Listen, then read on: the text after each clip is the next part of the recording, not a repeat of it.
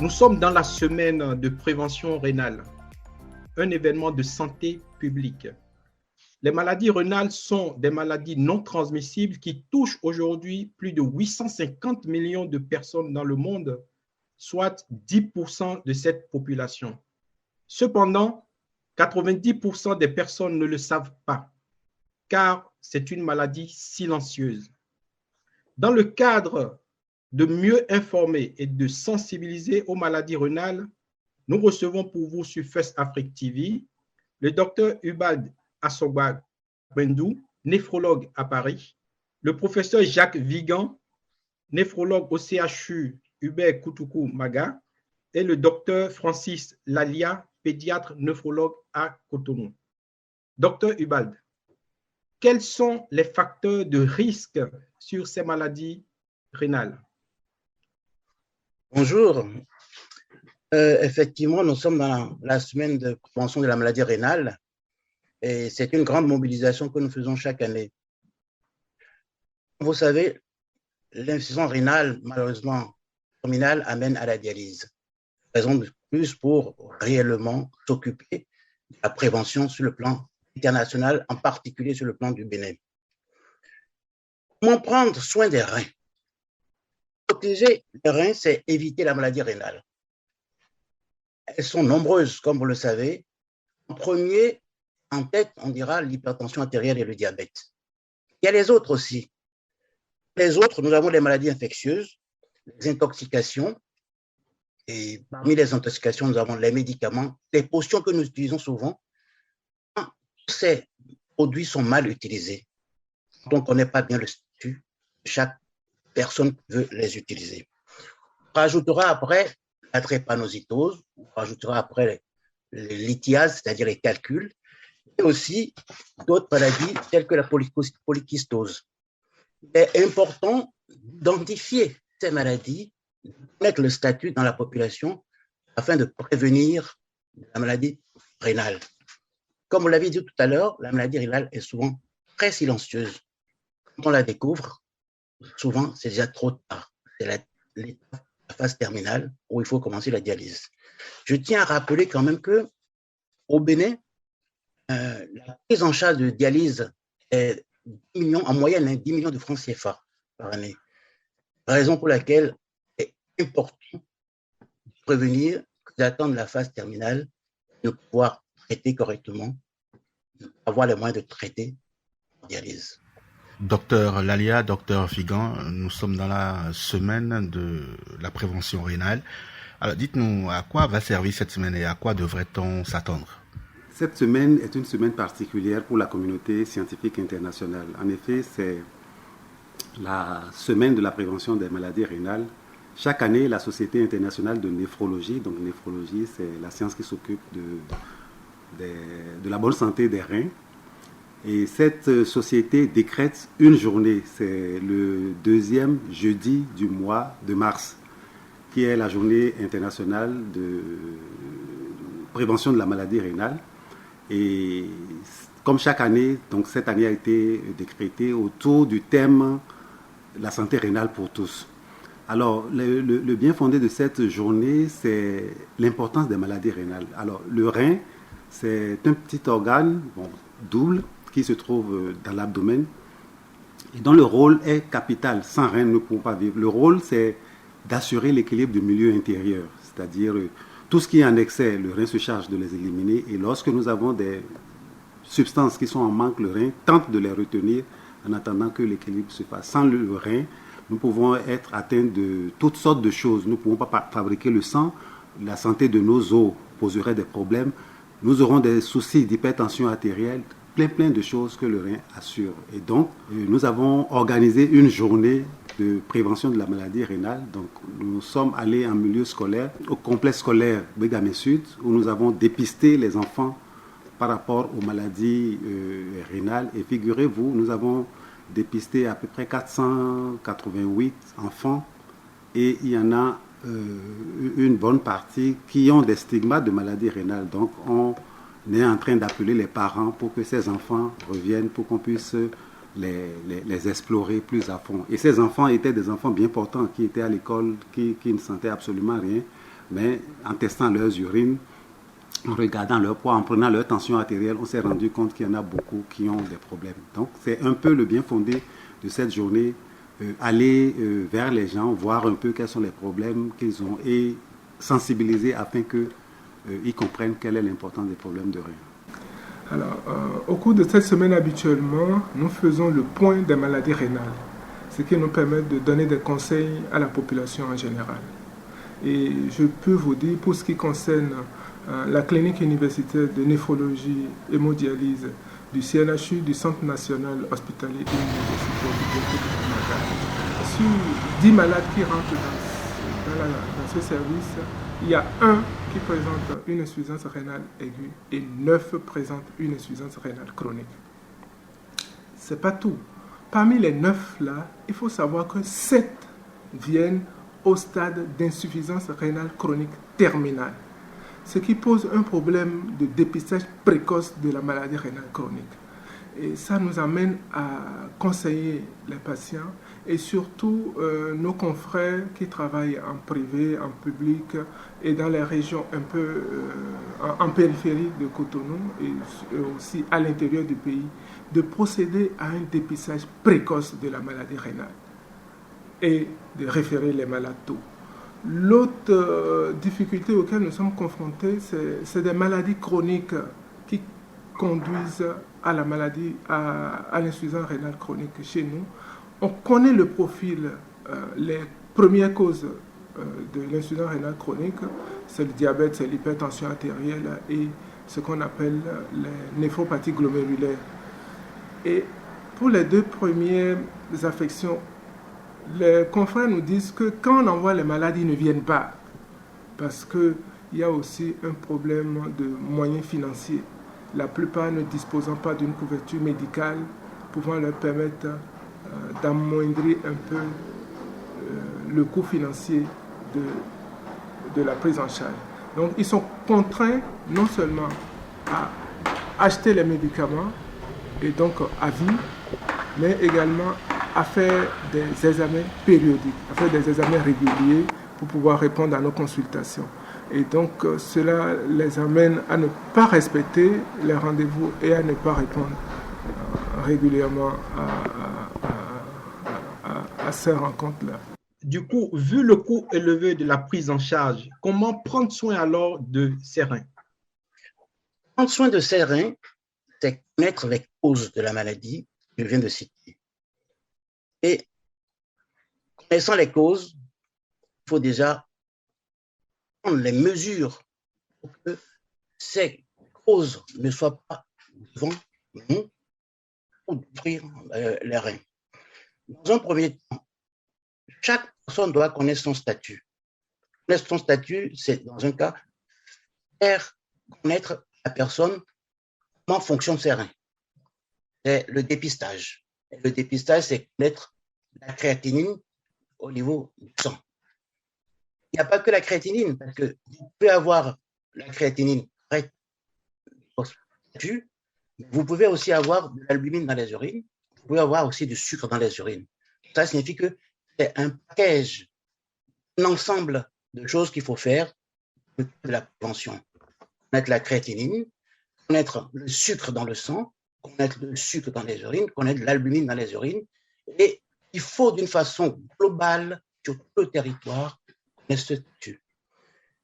C'est vrai que connaître ces paramètres, c'est une chose, mais comment arriver à maîtriser aussi le reste. Si vous êtes hypertendu, que vous n'êtes pas traité, à coup sûr, vous allez vers l'insuffisance rénale terminale, que ça va se dégrader. Si vous êtes diabétique, on ne traite pas le diabète, à coup sûr que vous arrivez vers l'insuffisance rénale terminale, et on va vous dialyser. Donc, connaître la cause aussi, c'est dire, commencer à traiter ce qui est, très tôt, traiter ce qui est là. Autre chose, c'est l'alimentation. C'est fondamental. Notre alimentation peut être la cause de notre maladie. Si vous mangez trop sucré, vous mangez trop salé, vous mangez trop gras, vous êtes exposé et à l'hypertension artérielle, au diabète, à l'obésité et aussi vous amener vers la maladie rénale et cardiovasculaire. Donc, ça fait un ensemble de choses qu'il faut faire pour faire. Dans un pays où on sait qu'on n'a pas les moyens de traiter, que la dialyse coûte 10 millions. Je pense qu'un grand programme national de prévention de la maladie rénale doit se mettre en place. Et ça, c'est quelque chose que je trouve qui n'est pas suffisamment encore bien installé dans notre pays. Le pays traite en dialyse un certain nombre de patients. Malheureusement, on constate que sur tout le territoire, il n'est pas connu ce qu'est l'insuffisance rénale. Et comme vous savez, à l'insuffisance rénale terminale, c'est une maladie silencieuse. On découvre brutalement, à phase finale, un certain nombre de patients qui, depuis très longtemps, étaient connus hypertendus, ou pas connus, diabétiques ou pas connus, qui arrivent à l'insuffisance rénale terminale. Le travail est énorme, il faut le faire. Et on ne le fait pas seul. L'éducation thérapeutique sur tout le territoire qui va se faire, c'est la charge des soignants sur tout ce territoire. Ils vont se faire aider, je le dis bien, par d'autres aussi, par les enseignants, par les entreprises. Voilà le plan global qu'il faudrait essayer de mettre en place pour prévenir de la maladie rénale. Déjà, nous remercions l'État pour ce qui se fait dans la prise en charge des maladies rénales au Bénin. Et ça, il faut reconnaître, l'État a mis d'importants moyens pour ouvrir de nouveaux centres au Bénin. Il faut reconnaître, bientôt, le centre de dialyse de Porte-Novo sera une réalité. Les équipements sont déjà à Cotonou et acheminés sur le site. Il en est de même pour le centre de dialyse d'Abomey, qui sera logé au siège des Zou, Colline. L'unité de dialyse de Parakou également va bénéficier d'un renforcement de sa capacité et il en sera de même pour CNHU. Donc, dans ce sens, sincèrement, nous remercions le chef de l'État et le gouvernement pour cet appui qu'il nous apporte et nous sollicitons maintenant le soutien pour une prise en charge des patients qui doivent bénéficier de la dialyse et également une prise en charge pour un dépistage précoce de ces affections. Nous pensons que pour des pays comme le nôtre à ressources limitées, ce n'est pas facile de faire face à des affections à soins coûteux, dont fait partie la maladie rénale chronique. Surtout que la plupart de nos patients viennent au stade de l'insuffisance rénale chronique terminale, nécessitant des soins à vie. Donc, la dialyse, pour être clair, pour dire les choses simplement, nécessitant la mise en dialyse à vie. Donc, il faut surtout une politique de prévention, je vais dire, sur du long terme. Voilà.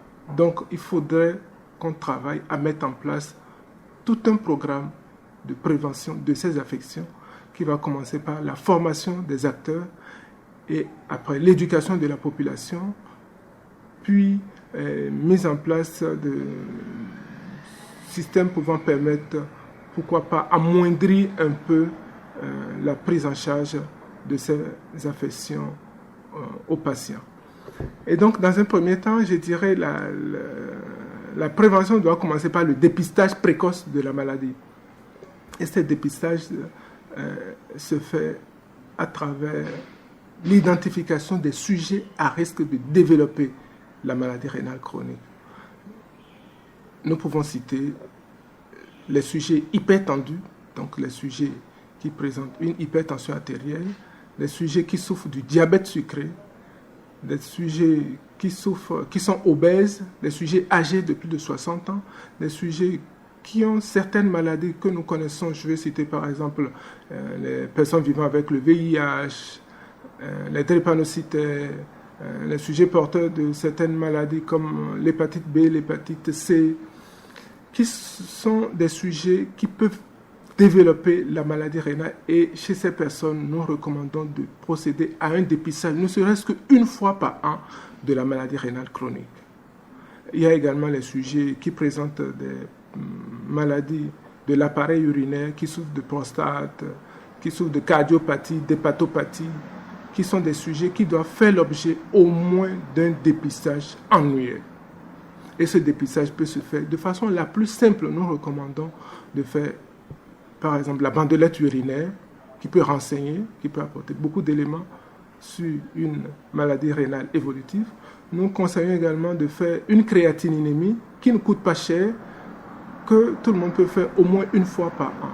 Voilà. Donc, en insistant déjà sur ces 2 paramètres, la bandelette urinaire à 9 paramètres et la créatininémie, une fois par an, on peut déjà dépister la plupart des maladies rénales et organiser la prise en charge. Pourquoi pas adresser les sujets vers les spécialistes, les néphrologues que nous sommes. Merci, docteur. Mais aujourd'hui, sur le plan national dans notre pays, comment se faire dépister? Aujourd'hui, sur le plan national, je pense que puisque nous avons sur le territoire la possibilité de traiter la maladie que ça coûte cher, investir dans les structures sur tout le territoire pour connaître son statut doit être une priorité. On devrait, dans un premier temps, dire que, par exemple, le RAVID permet d'avoir l'accès aux soins, va permettre à chacun de nous d'aller faire un dépistage pour le diabète et aussi pour connaître son statut de créatinine. Ça permet en amont déjà de connaître ceux qui sont en état de risque de sang rénale, commencer par les prendre en charge correctement. C'est fondamental. Si on ne le fait pas, chaque année, nous aurons entre 200 et 500 nouveaux patients en dialyse. Vous pouvez multiplier par le chiffre moyen de dialyse, vous voyez ce que ça donne. Globalement, aujourd'hui, nous sommes à presque 3 milliards 5 le coût de la prise en charge en dialyse. Peut-être même, je ne sais pas exactement les chiffres. C'est un gros budget. Ce budget peut être diminué si nous prenons soin de la population par l'éducation thérapeutique.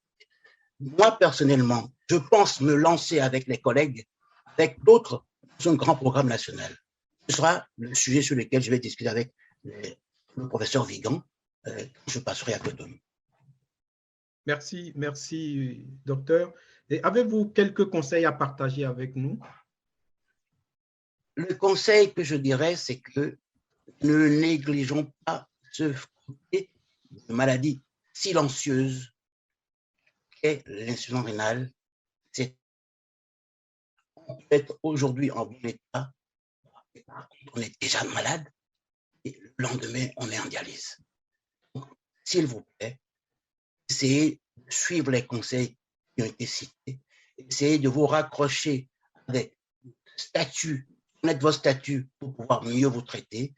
Et parce que je crois qu'aujourd'hui, personne au Bénin, et je le dis bien, personne au Bénin n'a les moyens de se payer, de traiter en dialyse.